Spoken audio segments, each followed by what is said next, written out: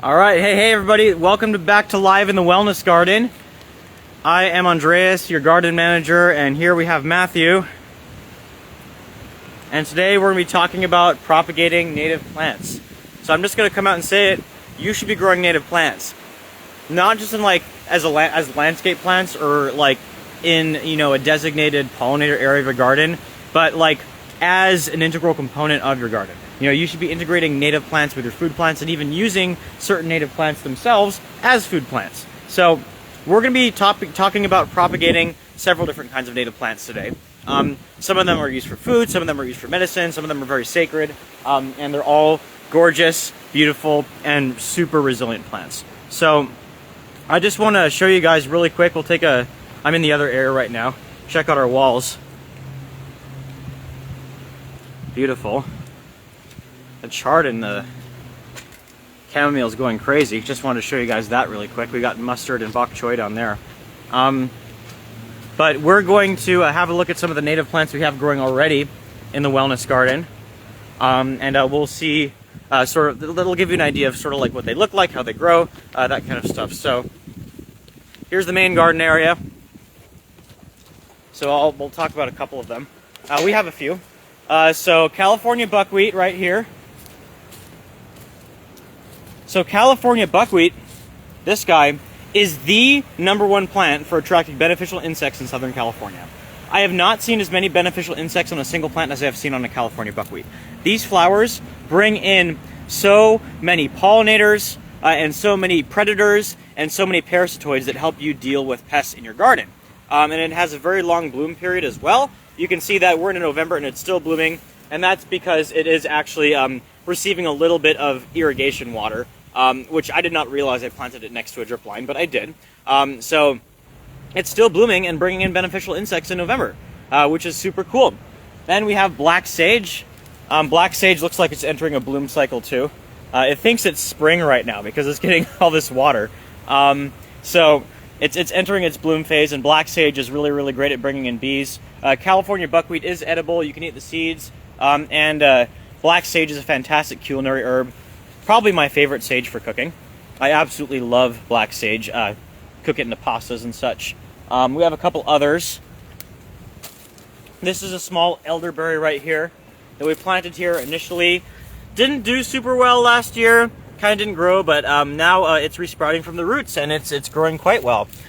So really excited to see the native elderberry coming back. That's one of the ones we will be propagating today. Let's see what else we got. Yarrow, of course. Yarrow is native, and it's one of the easiest native plants to propagate. And we're not going to really talk about propagating yarrow today because all you got to do is scatter seeds in your garden bed, and that's it. And then one last one that we have, California mugwort. This is an amazing herb. Smells really, really nice, but it makes a very bitter tea. And you would use it in the same way as you would use a regular European mugwort tea, which we have right here. European mugwort. This one you can also propagate from root divisions, but you can do it by seed. It's easy to propagate, but germination rates are low. So yeah, those are some of our native plants. We are working on getting more going and planted here in the wellness garden. We want to plant native plants wherever we can. Oh yeah, and also needlegrass, one of our native needle grasses. These are amazing grasses that you should plant.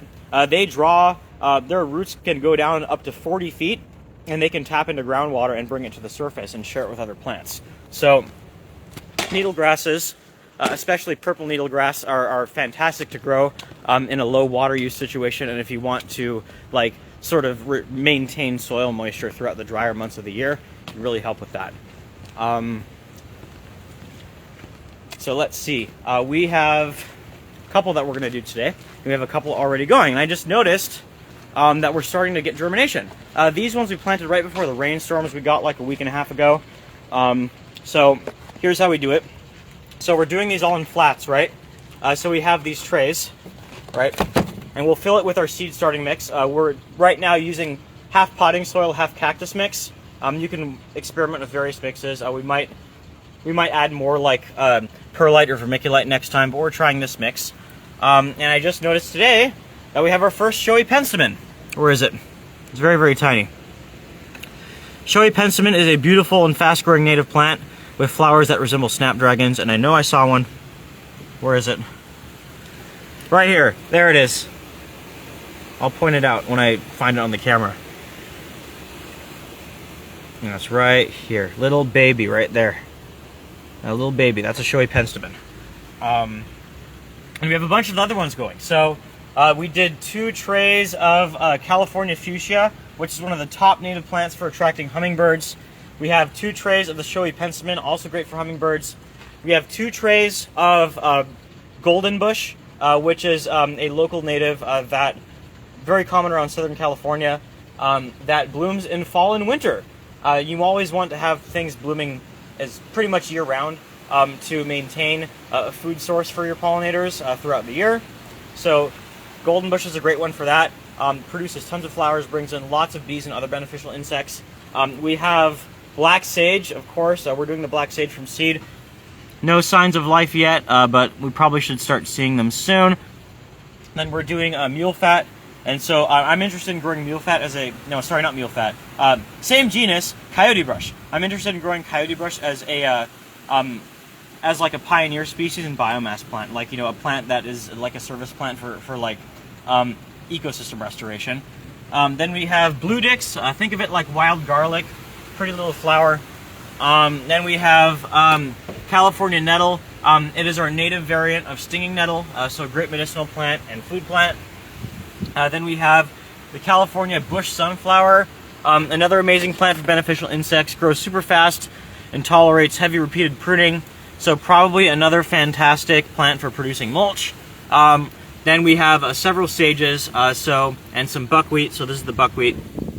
No signs of life there yet, but I see the seeds. I'm sure they'll germinate soon. So then we have some black sage seeds, we have some white sage, and we have some hummingbird sage. And hummingbird sage is a shade-tolerant ground cover that smells very, very nice. Then we have a couple others. We have quail bush and four-ring saltbush. These are both food plants. Think of them as both perennial spinach and perennial quinoa at the same time. Super, super drought tolerant as well. Then we have more of the bush sunflower. Then we have some more Shoei penstemon. And then we got some deer grass right here, which I'm interested in growing for mulch. It's one of the largest native grasses in California. So we'll be doing a couple others today.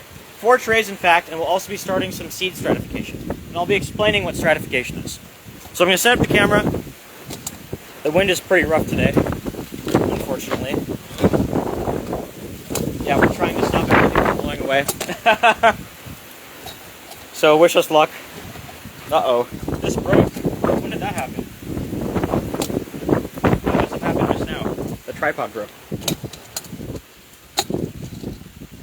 Well, let's see what we can do. Well, time to get a new tripod. I'm gonna hold the camera? No, don't worry about it. We need to move this stuff flying away. Oh yeah, I need to hold the camera. Never mind. It's not standing up. Let me grab those blocks. Yeah, so unfortunately our tripod just broke.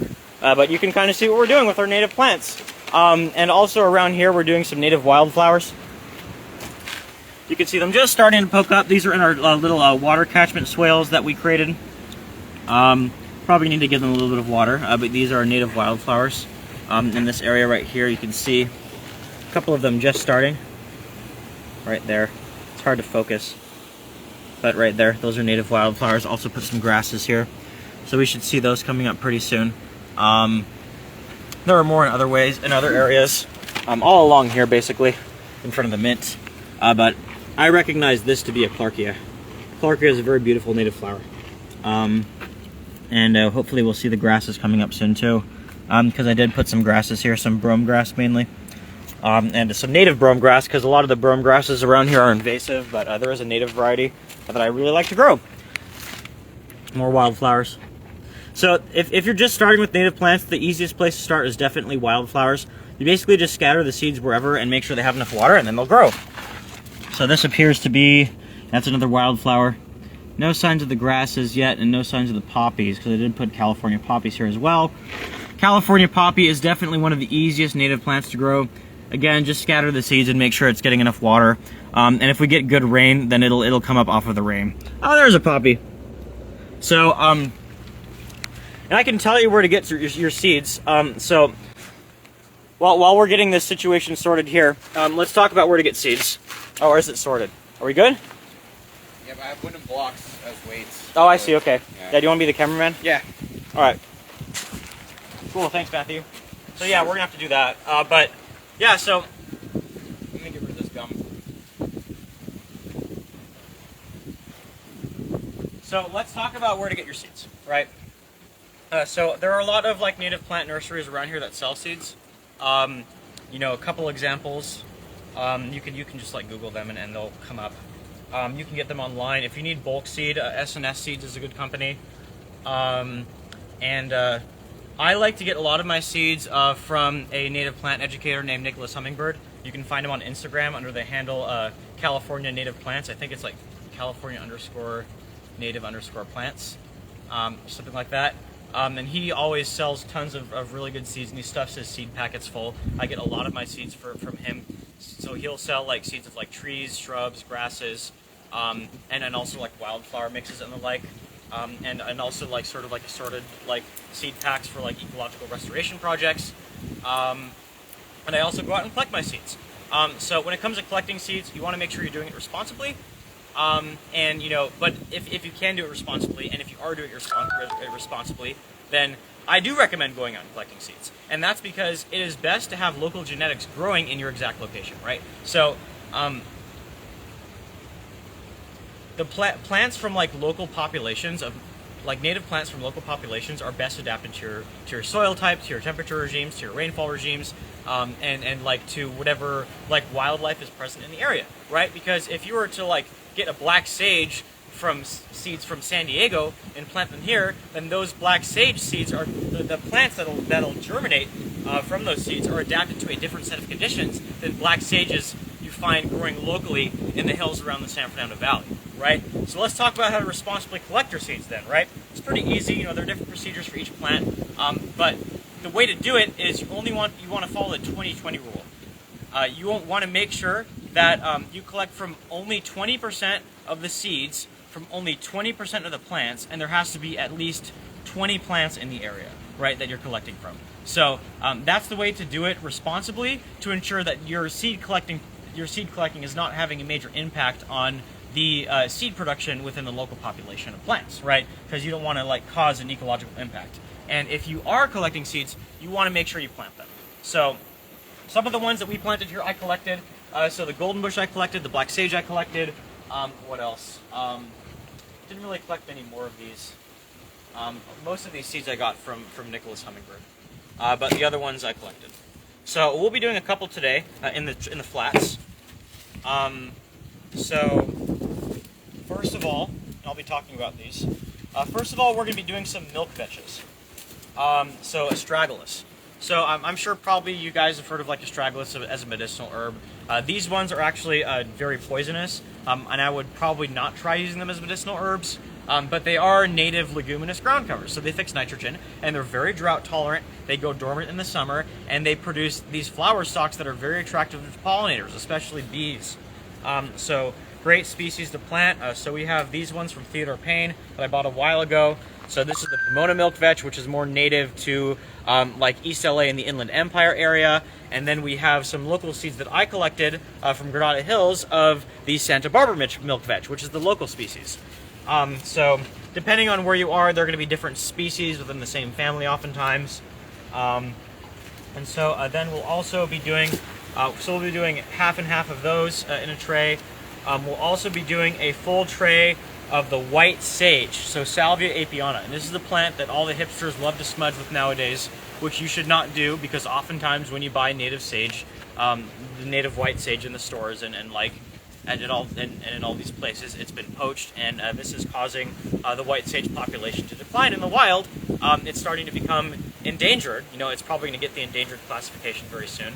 And it also is disrespectful to the many indigenous cultures who live around here and use this plant, because this plant is not being collected and used responsibly and respectfully. You know, I'm not going to condone smudging as a practice. You know, I just like white sage, the plant, and that's why we're planting it. It's amazing for pollinators. It produces these massive flower stalks that last well into the summer. and it's super, super hardy and drought tolerant. It's one of the most hardy and tough native sages out there, and it's a great plant to grow in your garden, and it's absolutely gorgeous. So, you know, I'm growing this plant because I like it, and, you know, it's a great plant overall to grow. So we're going to plant a ton of it here, and we'll probably keep some of it and plant it ourselves, and we'll donate some of it. So what I'm going to do is I'm just going to kind of like rough up the soil here, because with these white sage seeds, they'll benefit from a treatment, especially if they've been stored. I think normally what you do for these, if you're treating them, is you'll treat them with a plant hormone called gibberellic acid. We don't have any of that, so we're just going to plant our seeds untreated, and they should grow. Because, you know, the reason why you'd want to use gibberellic acid is because it stimulates germination. Like a lot of our native sages, as far as like their reproductive cycles will respond to like certain cues, and most native plants will respond to certain environmental cues to stimulate germination, right? There are a couple of them that are really important. So diurnal cycle is one of them, so lengthening or shortening day lengths. Normally it's shortening day lengths when we're going into winter. The seeds have mechanisms within them to detect how long the days are, and then as the days are getting shorter, they'll be triggered to germinate, right? Water is the very obvious one. So once the seeds get water, they'll soak it up and germinate. And also temperatures. So as temperatures are cooling off, many seeds will be stimulated to germinate because we receive our rains typically when it's cool outside. There go a bunch of the seeds. Let me pick these up. So yeah, a lot of seeds the native seeds will be stimulated to germinate when it gets cool outside. I'm going to put this on the floor since we're not using this. This is the case for our sages. Also, another very important cue that native plants respond to is fire. And there are certain native plants that will only germinate if you expose them to fire itself. Matilija poppy is a very good example of this. It's a very, very tall, sort of like creeping perennial in the poppy family that produces these flowers that resemble fried eggs. Huge flowers. It is one of the largest flowers in California that's native to the state. And you can only germinate that if you actually basically light a fire around the seeds. So we're obviously not going to be doing that here. And another one, which is the case for Toyon right here, and the native elderberry that I talked about earlier, is cold. So like cold, moist conditions, so stratification. So basically you pop these in the fridge in a moist paper towel for 3 months, and that'll stimulate them to germinate. And we'll be demonstrating that procedure shortly. First time I'm doing it actually, so it's more of like an experiment and a demonstration. So anyways, let's get started with the white sage. So again, we have our seed starting mix. This is about 1/2 potting soil and 1/2 cactus mix. You just want to use a very well-draining mix that has a little bit of nutrition. You know, cactus mix is generally too nutrient poor for native plants, so you want to mix in some organic potting soil as well. That's what we have here. This is the Unigrow mix that we're using. Unigrow is not listed as organic, but all of the ingredients are like, you know, organic. They don't add like any chemicals to it or like synthetic fertilizers. So it's good stuff to use, and like in practice it's organic. So here are our white sage seeds. You can see them right there. So that's probably a good amount for us to use. And so all we're gonna do is sprinkle them like salt and pepper. Just like salt and pepper on our, like we're, you know, cooking up a nice steak, I guess. And so we're gonna then spread these out. And you know, since we're not doing any treatment, I'm gonna use a bit more seeds than I would otherwise. But if I was like soaking them in if I was treating them with gibberellic acid, I wouldn't need to use as many seeds. So we're just gonna spread those out. And then I'm just gonna like rough it up a little bit, because you know, I feel that like with sages, you know, they do like to germinate if they're just pressed into the surface, but you know, we'll bury some of them as well in case the media ends up getting a bit dry for whatever reason, so that they don't fail. And so we'll have some that are on the surface and some that are buried. So then we'll give it a nice firm pat down.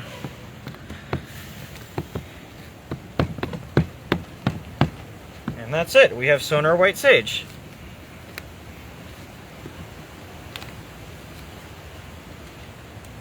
And so we should probably expect to see them germinating within a couple weeks. Alrighty, so we're going to make a label. And so as you guys know, whenever it comes to labels, I prefer to use popsicle sticks. Have you seen the popsicle sticks? Did you grab any earlier? I did. Did I put them in my pocket? Yes, I did. Okay. For some reason, I thought I put them over here. Don't mind my short-term memory. I only have good long-term memory. That's why I know all this stuff. It comes at the cost of not having any short-term memory. So, just like, I'll use a Sharpie, you know, or other permanent marker. And so, for native plants, what I like to do is abbreviate the binomial name, so the scientific name.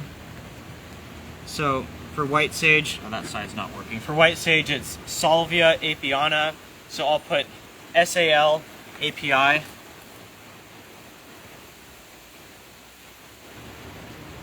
And then I'll put today's date, which is November 16th. And then just pop it in there. And that's it. That's how we do our white sage. So let's say that we want to do 2 different species in the same plant. That's where these bamboo stakes come in. So what we'll do is we'll lay a bamboo stake. This one's a bit long. We'll probably be able to, yeah, we can wedge it in there, or we'll try to. We'll get one that's a bit shorter. So get a bamboo stake that we cut up to the length of the thing. These need to be a bit shorter. It's okay. Maybe this one. I did 10 inches. Yeah, I think what happened is the outside diameter is 10 inches. That's why. But we'll wedge it in there. I'm actually going to probably do more of the local milk vetch since I have more seeds of it. So we'll figure this out. I can cut them up real quick. Yeah, that's fine for now. So we'll do our milk vetches now. Or our loco weeds. They're also known as loco weeds. So Astragalus trichopotus is the native local Santa Barbara milk vetch. So I'll do ASTTRI. And then 11, 16. All right? So we'll pop that one in right here. Then ASTPOM for Astragalus pomoensis, the Pomona milk vetch. And so we'll see which one does better. Pretty much all native legumes will respond well to a heat treatment that simulates the effects of fire and then rainfall. I've not been able to get this type of heat treatment done correctly. I think I accidentally cooked the seeds. You know, I've not had much luck treating seeds at all. But what you do is you will soak the seeds overnight in hot water. You start the water at about 180 degrees Fahrenheit, and then you let it cool off overnight, and then that simulates both the effects of fire and rain. I've also heard that you could do it at a lower temperature. That might be better. Try it and see what you get, but we're not going to treat the seeds at all. They will still germinate if you don't treat the seeds. I would just expect your germination rates to be a bit lower. And maybe next time we do this, we'll demonstrate a heat treat. But yeah, so same exact procedure. And see, like, since we're using the seedling table and it floods every day with water, I'm not as concerned because I've also heard that you could just soak these in water and they'll germinate just fine. Like when it comes to native legumes in general. You can also, see, the thing about the native legumes is that they have a very hard, tough, impermeable seed coat. And so you need something that is able to physically degrade the seed coat in order to allow water in to stimulate germination. That's how it works. So if you soak the seeds, eventually water will get into some of the seeds and then they'll germinate. But hot water tends to be better at breaking the seed coat. And you can also rub the seeds with sandpaper. This is another method that is used for a lot of the native legumes. But we're just going to do it untreated since we have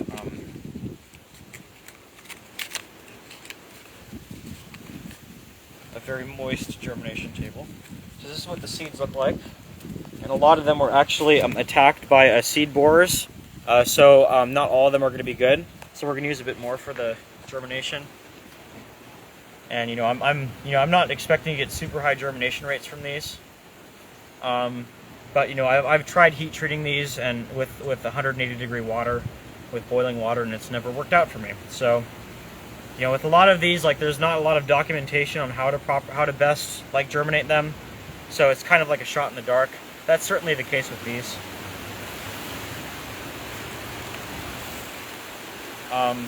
And also for the Pomona milk vetch, I believe that the nursery did not include instructions for germination. And normally what that means is that you could just probably use like a standard technique without any treatment. So just this. So I'm going to save a couple of mine, and maybe I'll try doing it again another time with a heat treat. But these ones I'm going to probably bury a bit more since they're larger seeds. But I'm still going to make sure that they are on the surface, because a lot of our native seeds do prefer to have exposure to sunlight to germinate. So the idea here is like, you know, the seedlings have now been buried at like variable depths. The seeds have been buried at variable depths. So some of them will be on the surface, and they'll go all the way down to like maybe a quarter inch to a half inch. So there we go. There's our native milk vetch.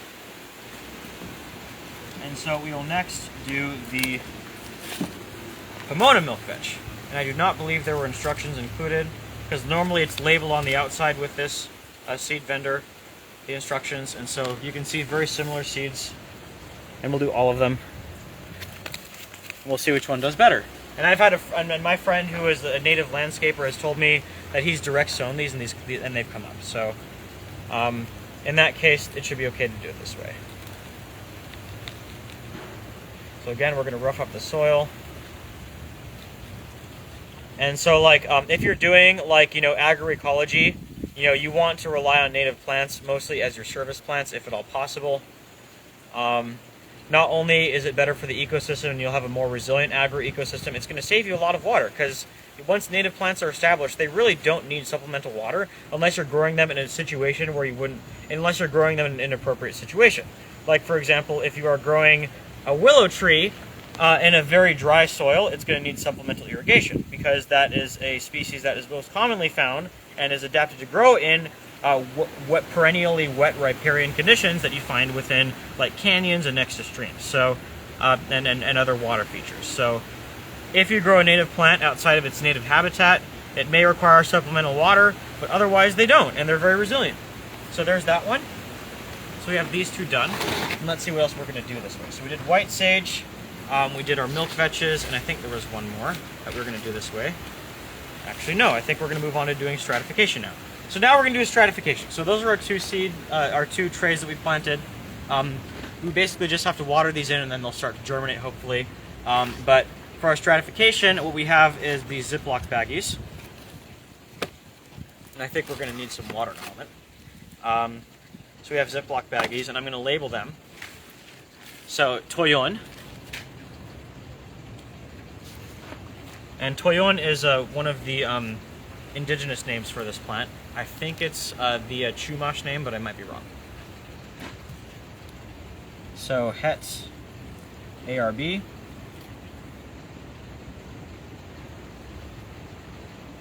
And I believe it was Toyon, either Toyon or another one, Hollyleaf Cherry, that gave Hollywood its name, because Toyon resembles holly. And it's a shrub that can get up to 30 feet tall in ideal conditions, but more commonly around here it's 10 to 15 feet tall.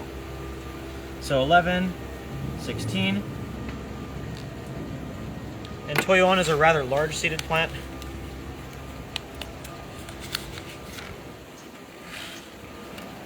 Oops. You can see these are all of our seeds. And the berries are edible with processing.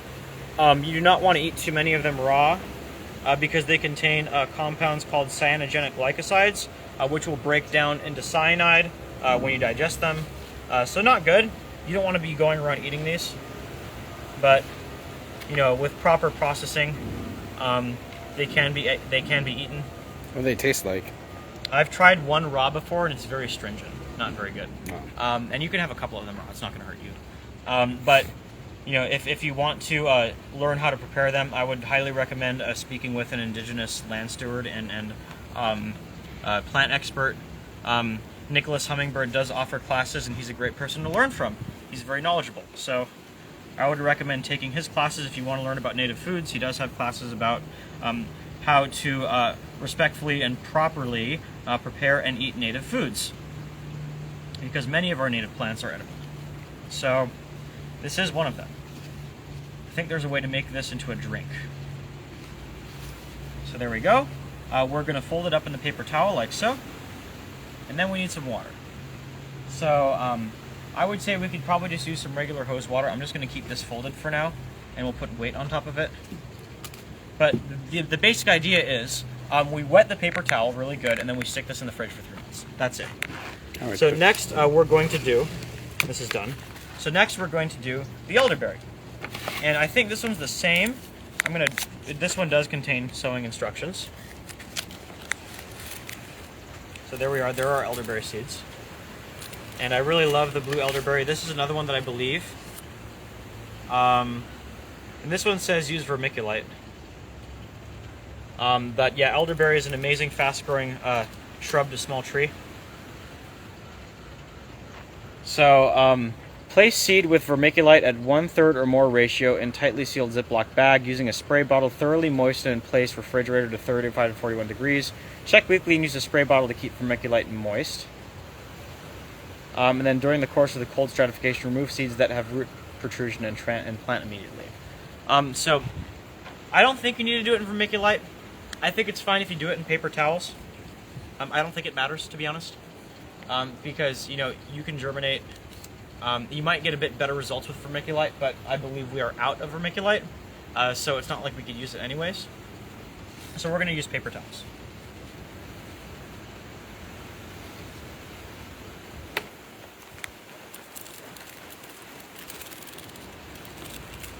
So blue elderberry can also be propagated via cuttings, but many elderberry species are very easy to propagate from cuttings, but blue elderberry is actually supposed to be rather difficult to propagate from cuttings.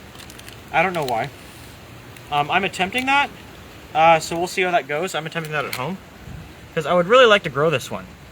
I think blue elderberry, in addition to its, it has the same medicinal benefits as other species of elderberry. And it can also be eaten and made into jam. And I think this one you're supposed to cook first, but you can make it into jam.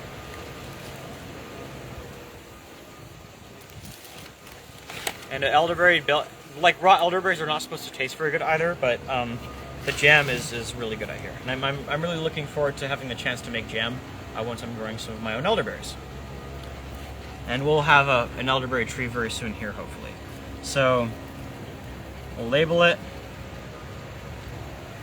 Same labeling, same labeling regime. I'm just placing the wood blocks on top right now to secure them so that we don't have issues with the wind. There's that one, and then we have one more, and this one's supposedly very difficult to germinate. Woolly blue curls, Trichostoma lanatum, and these are seeds that I got from Nicholas Hummingbird. I haven't seen it really growing that much around here, but it does grow in the sort of general area of the San Fernando Valley. And this is a really amazing plant. So it's extremely drought tolerant. It's very fast growing. It grows to about 6 to 10 feet tall, and it'll reach its full size almost in its first year. And also, it produces these beautiful flowers that resemble Mexican sage, so the Mexican sage that you've seen in our garden. It looks a lot like Mexican sage. But the leaves are more akin to rosemary. But the flowers smell like grape soda. And so we're interested in using this one as a service plant as well. So for pollinators and for mulch, since it grows so fast. But you want to grow it in a very sandy soil. So this one also requires 3-month stratification. But in practice, we might be able to take them out after a couple weeks because we will be getting our cold temperatures. Whoa, there we go.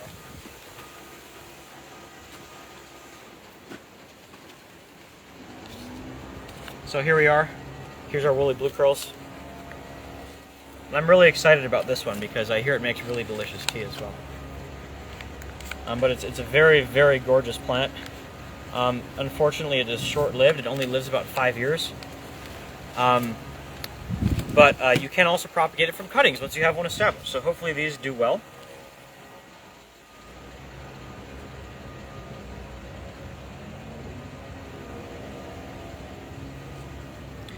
And in general, I've had a lot of success germinating seeds in paper towels. That's why I'm not worried about doing this in paper towels as opposed to vermiculite. I actually like to germinate my moringa this way when I'm planting moringa. And we'll talk about moringa in the spring. we'll demonstrate how to like plant moringa, because that's something you want to grow as well. But yeah, so there we are. I'll put these seeds back, and I'll probably germinate some more. It also is known as romero, which is the Spanish word for rosemary. You know, like, that's probably what the missionaries called it and such. Not a fan of the missionaries for you know, maybe obvious reasons, but, you know, that's what they probably called it. Because it does resemble rosemary a lot. But it's a much more, like, attractive and spectacular plant than rosemary. So there we are. So then we'll do our stratification. So I wanted to talk about a couple other native plants that you may want to grow right now. So I mentioned wildflowers, I mentioned the needle grasses, but you know, in fact, sunflowers are native to California, and we do have a native landrace strain of sunflower that you can find growing all along the northern San Fernando Valley. You can find it growing along Rinaldi Boulevard. You can find it growing up in the hills near Porter Ranch and Granada Hills. It's a very, very common native, and so if you ever see sunflowers growing on the side of the road, not the bushy kinds are the bush sunflowers, the Ansalia californica. But if you ever see like the sort of like tall sunflowers, those are our native sunflowers. They produce seeds that are significantly smaller than garden sunflowers, but they are much hardier plants, and they actually are, instead of annuals like regular garden sunflowers, they are short-lived perennials that can live for just over a year, maybe 2 years.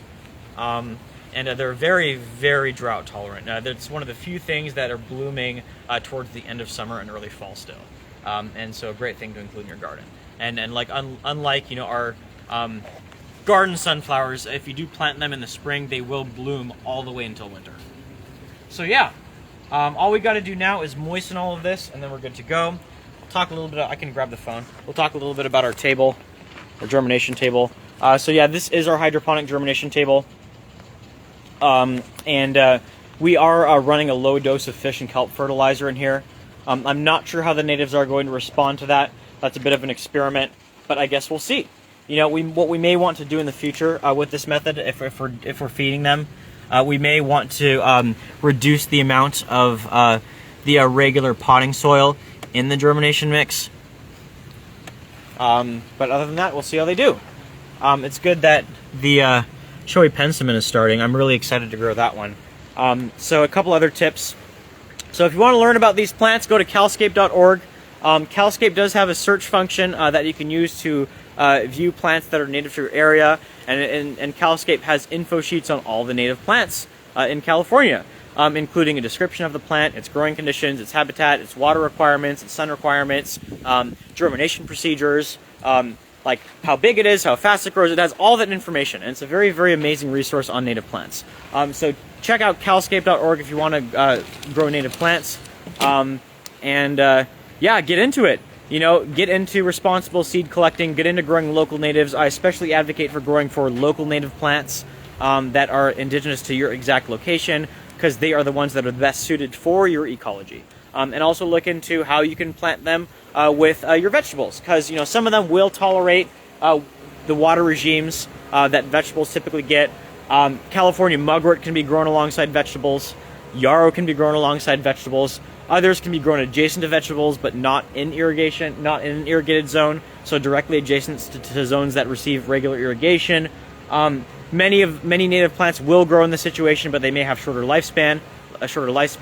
This is the case with our native sages, with many of our native grasses, and with the buckwheats, and many of the other coastal sage scrub plants. Whereas others cannot really be irrigated in the summer at all, and if you do, it'll kill them. This is things like chamise,